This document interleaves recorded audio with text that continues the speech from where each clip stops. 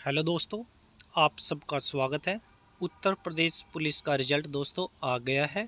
अब बारी है मेडिकल की और मेडिकल के बाद में ट्रेनिंग की। आज की लेटेस्ट अपडेट है, मई से शुरू हो सकता है प्रशिक्षण। यानी कि दोस्तों जो यूपी पुलिस कांस्टेबल की ट्रेनिंग है वो मई से शुरू हो सकती है। सिपाही भर्ती परीक्षा में सफल अभ्यर्थियों का प्रशिक्षण मई माह से शुरू हो सकता है। जो डीजीपी हमारे प्रशांत कुमार ने बताया है कि जो मेडिकल फिटनेस और चरित्र प्रमाण पत्र जमा कराने की प्रक्रिया पूरी की जाएगी। कब की जाएगी? अप्रैल के प्रथम सप्ताह में। यानी कि अप्रैल में दोस्तों मेडिकल होगा और मई में आप लोगों की ट्रेनिंग होगी। दोस्तों ये थी आज की लेटेस्ट अपडेट, और यूपी पुलिस संबंधित लेटेस्ट अपडेट पाने के लिए आप हमारे यूट्यूब चैनल को ज़रूर सब्सक्राइब कीजिएगा।